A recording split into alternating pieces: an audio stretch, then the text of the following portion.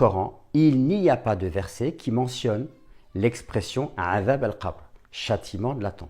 Tous les versets qui sont utilisés pour démontrer l'existence du châtiment de la tombe sont des versets qui sont interprétés par les hommes. Enfin, il n'y a pas de sens. Comment peut-on attribuer sérieusement ces paroles aux prophètes de l'islam?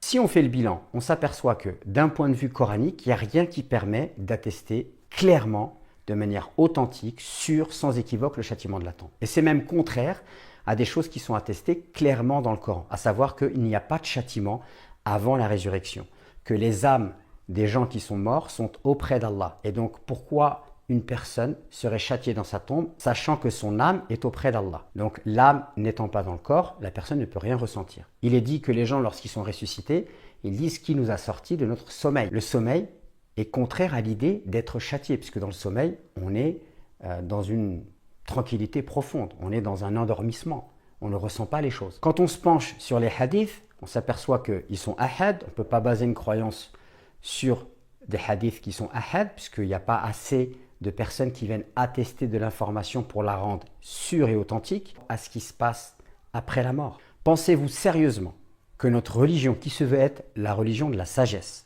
de la miséricorde, de l'amour, du pardon, eh bien une personne pourrait se voir châtiée dans sa tombe avant même d'être jugée par Dieu parce qu'elle aurait laissé des gouttes d'urine dans son caleçon?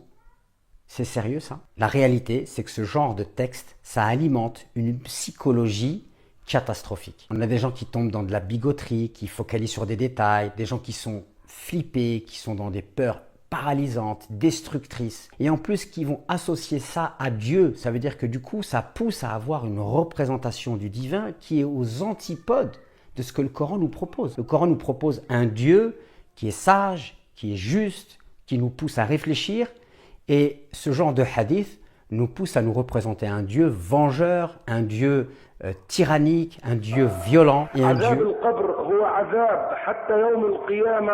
أم متقطع وما الدليل على ذلك؟ ربنا قال في القرآن الكريم في حق فرعون وجماعته النار يعرضون عليها غدوا وعشيا غدوا وعشيا. نعم. هذا بالنسبة لأكثر الناس فرعون وجماعته. نعم. اللي اتخذوه إلها من دون الله. أما الآخرين لا شك يعني من الفساق من المسلمين بيكون عذابهم دون ذلك. أما تفصيل بين كم وكم فهذا ليس له ذكر في السنة. نعم. Fitnatul Qabr, l'épreuve de la tombe.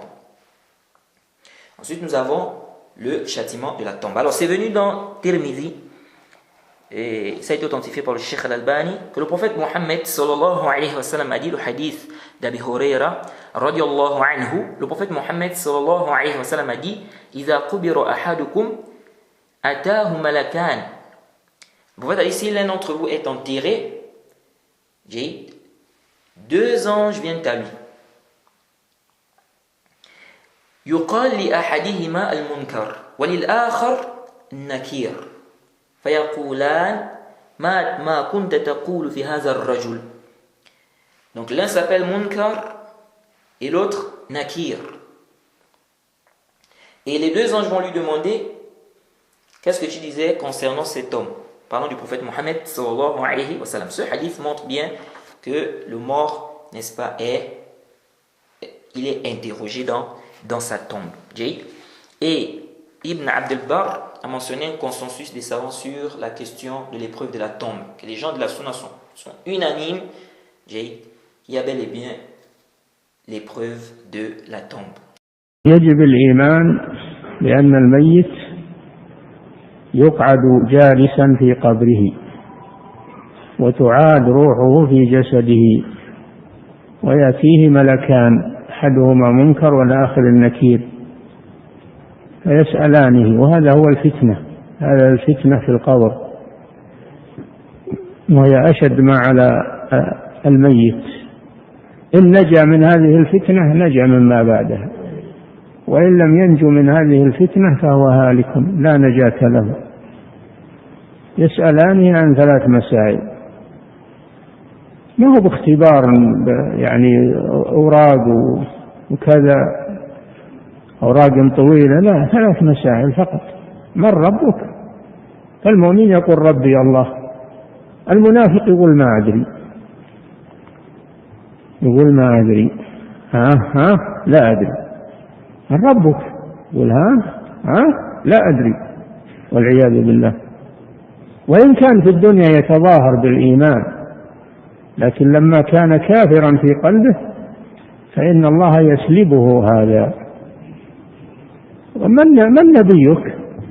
لا أدري، لا أدري. وإن كان في الدنيا يشهد أن محمد رسول الله، إذا جاءك المنافقون قالوا نشهد إنك لرسول الله، ما يدري في القبر، لا ما يدري. ويقولان، والمؤمن يقول نبي محمد صلى الله عليه وسلم، يقولان له ما دينك؟ لازم الإنسان له دين، ما دينك في الحياة الدنيا؟ المؤمن يقول ديني الإسلام، ديني الإسلام. والمنافق والمرتاب يقول لا أدري. وإن كان في الدنيا يصلي ويصوم ومعه شهادات عالية وواخذ الامتياز في التوحيد والعقيدة، يذهب هذا كله ويعود الريب والشك في قلبه والعياذ بالله، فيقول لا أدري في المسائل ال3. فالمؤمن يوسع له في قبره ويفرش له من الجنة ويأتيه من روحها، ويفتح له باب إلى الجنة ويأتيه من روحها وطيبها وينعم في قبره. والكافر يضيق عليه قبره ويفرش من النار ويفتح له باب إلى النار ويأتيه من حرها وسمومها. هذا عذاب القبر والعياذ بالله. Il croit en l'épreuve de la tombe. Alors, quant à ce que certaines personnes disent que non, le mort est éprouvé dans sa tombe pendant 7 jours, ça, on n'a pas de dalil authentique venant du prophète qui justifie cela. Alors, c'est venu dans le kitab Zuhd de l'imam Ahmed, d'après Soufiane, d'après Taous, qu'il a dit « Innal mawta yuftanuna fi quburihim sab'an, fakanu yastahibbuna an yut'ama anhum tilka ayyam » On dit que Taous a dit que les morts, ou bien les morts sont éprouvés dans leur tombe 7 jours. Et qu'il a dit, ils aimaient qu'on nourrisse, n'est-ce pas, donc pour le mort pendant ces jours-là. Donc on fasse la sadaqa pour le mort pendant ces jours-là, en nourrissant les gens. Ça c'est rapporté également par Abu Nu'aym fil Hilya. Mais c'est munqati', il y a une coupure dans le isnad entre Soufiane et Taous. Et en plus, c'est mursal. L'imam al-Suyuti, il a fait un ijtihad jusqu'à authentifier ce athar. Il a fait le tashih de ce athar. Il a même écrit un livre qu'il a nommé Tulu' al-Thariya bi izhari ma kana khafiyya. Et là-bas, il a dit que même si c'est mursal, c'est acceptable chez ceux qui acceptent le mursal et qu'il y a des shawahid, n'est-ce pas, le athar de Mujahid et Ubayd ibn Umayr. Mais al-sahih, c'est que ce athar-là est da'if, ça ne peut pas se renforcer.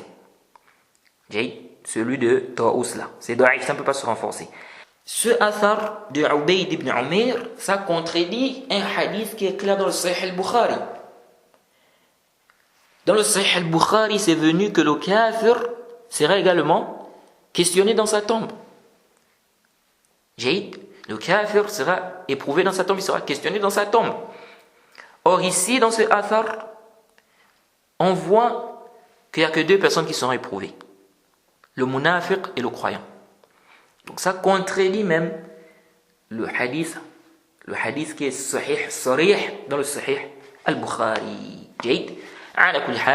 En résumé, le athar de Taous, c'est un athar qui est da'if, qui est faible. On ne peut pas prendre ça comme argument pour venir dire que la personne est éprouvée 7 jours dans sa tombe. En plus de ça, Pourquoi ça ne s'était pas, ça s'est pas répandu entre les compagnons, c'était pas connu chez les compagnons que quand quelqu'un meurt, il fallait nourrir, n'est-ce pas, les gens pour le mort pendant 7 jours. Il dit ici le kafir sera interrogé yawm al-qiyamah, Jaïd. Pourquoi il ne va pas être interrogé dans sa tombe? Jaïd.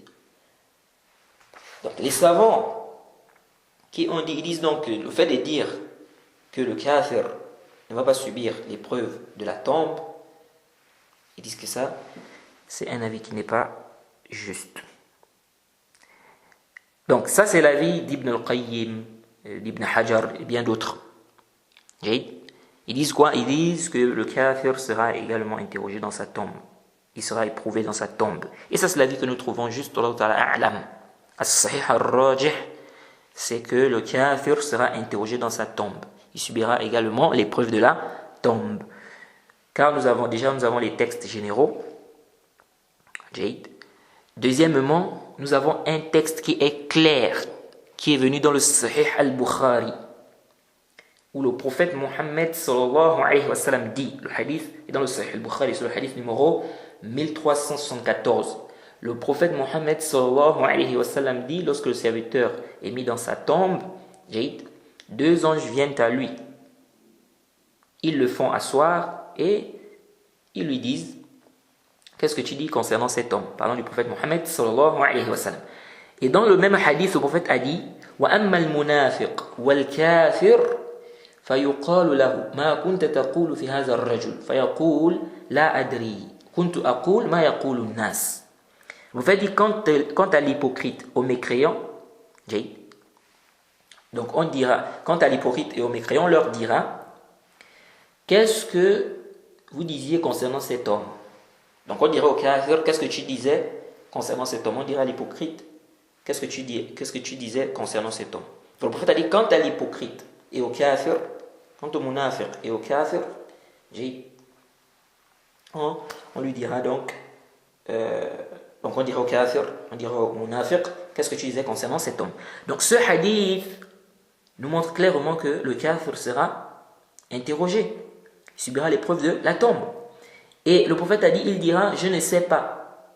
Je disais ce que les gens disaient. Je disais ce que les gens disaient. Ce texte est un texte qui est sarih, qui est clair, qui montre que le kafir sera questionné dans sa tombe. Ça montre clairement que le kafir subira l'épreuve de la tombe.